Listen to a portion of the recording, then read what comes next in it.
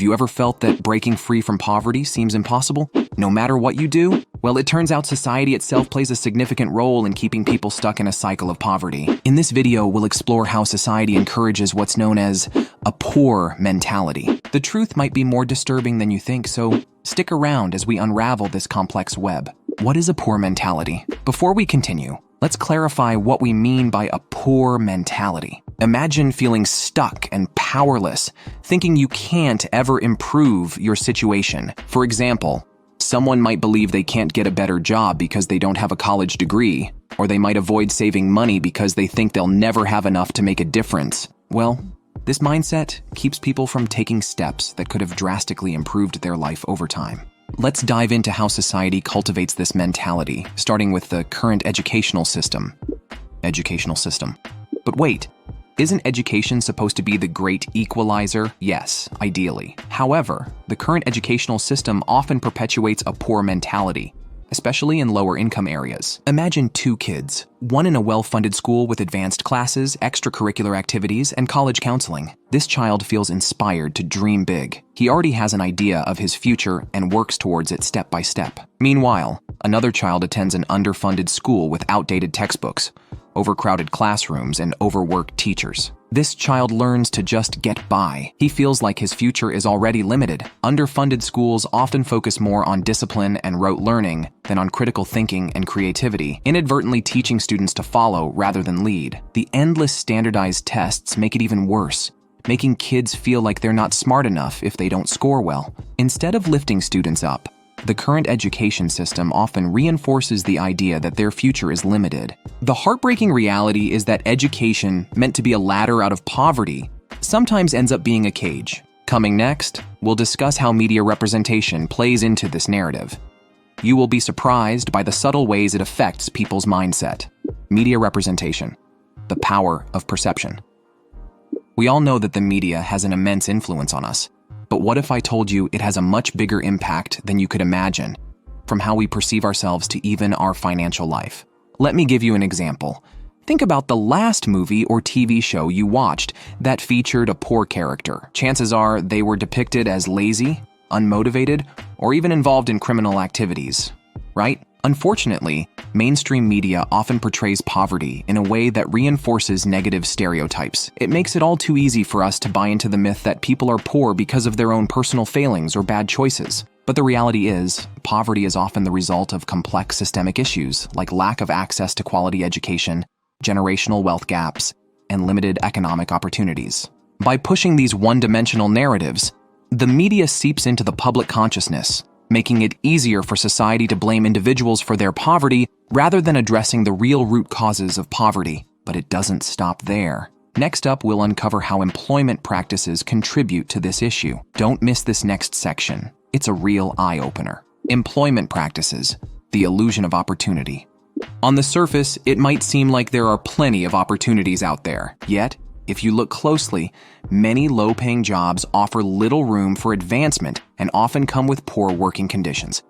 According to the statistics, the federal minimum wage in the United States is currently $7.25 per hour, which has remained unchanged since 2009. However, many states and cities have set higher minimum wages to help workers keep up with the rising cost of living. For example, in 2023, the minimum wage in California is $15.50 per hour for employers with 26 or more employees. Despite these increases, the reality is that minimum wage jobs often fail to provide a living wage. In 2022, the average rent for a one-bedroom apartment in the United States was $1,358 per month. This means that a full-time minimum wage worker would need to work approximately 80 hours per week to afford a one-bedroom rental. These positions can trap workers in a cycle where they can barely make ends meet, let alone save for the future or invest in personal development. The promise of the American dream often feels like a distant fantasy for those stuck in these jobs.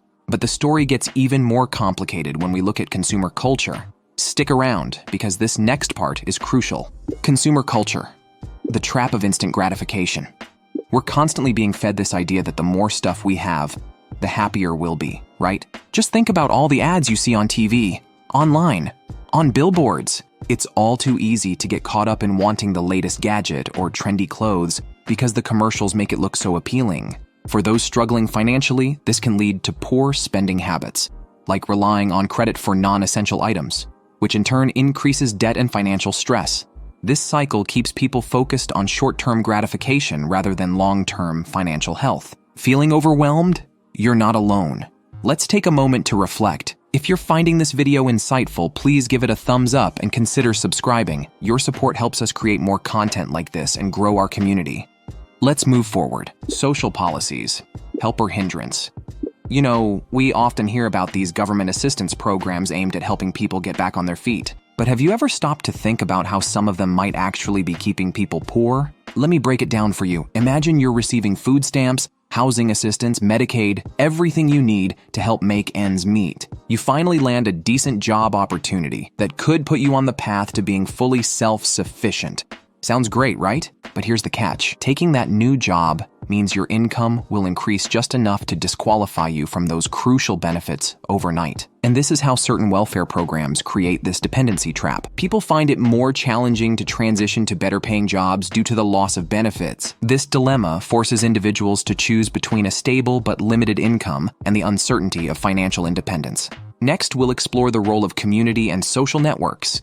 This is where things get personal, so don't go away yet. Community and social networks. The influence of peers.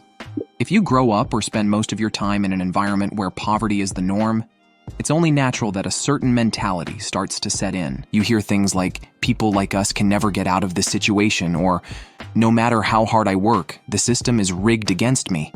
That negativity gets reinforced over and over until you start believing that escaping poverty is a lost cause. This collective mindset can discourage individuals from pursuing higher education or better job opportunities, reinforcing a sense of helplessness. We're nearing the end, but there's one more critical aspect to cover: mental health. It's essential to understand how it ties into everything we've discussed. Mental health, the silent struggle. Living in poverty is incredibly stressful and can severely impact mental health. Chronic stress, anxiety, and depression are common among those struggling financially. This mental burden can make it even harder to break out of poverty, creating a cycle where poor mental health and financial instability feed off each other. The role of financial literacy. Now, let's talk about financial literacy, which is so crucial for breaking the cycle of poverty, but it's often lacking in schools, especially in low-income areas.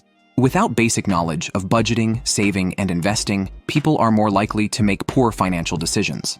By teaching financial literacy in schools, society can empower people to take control of their finances and build a more secure future. But wait, there's more. Coming up next, we'll examine how the justice system plays into this issue. You won't want to miss this. The justice system, a barrier to progress. The way the justice system works is harder on people with less money, making them feel stuck. Legal stuff costs a lot of money, like paying for lawyers or getting out of jail. It's a long process that takes time and money, which can be really hard for people who don't have much. Plus, if someone gets in trouble with the law, it's harder for them to find a job later on because of their criminal record. This makes it even tougher for them to get out of poverty, so the system keeps them stuck in a tough situation that's really hard to get out of. Lastly, let's look at how public transportation impacts the poor mentality. This often overlooked factor is more important than you might think. Public transportation, a hidden obstacle. It's really important for people in poor neighborhoods to have good, cheap buses or trains. Without them, it's hard for them to get to work, go to school, or even get to places they need, like the doctor. If the buses or trains aren't good, it can make the neighborhood feel cut off from everything else. It also makes it hard for people to find jobs and makes living costs go up. But if we make the buses and trains more accessible, it can help people in poverty get around more easily and find better jobs. Wrapping up, breaking the cycle. So what can we do to break this cycle? Awareness is the first step. By understanding how society encourages a poor mentality, we can start to challenge these narratives and seek changes in the system. Education reform, fair media representation, better employment practices, responsible consumer behavior, supportive social policies, and strong community networks are all essential components of this transformation. Remember, breaking free from a poor mentality is possible, but it requires effort from both individuals and society as a whole. If you found this video thought-provoking, please share your thoughts in the comments. Don't forget to like, share, and subscribe for more content on how we can work together to create a better future for everyone.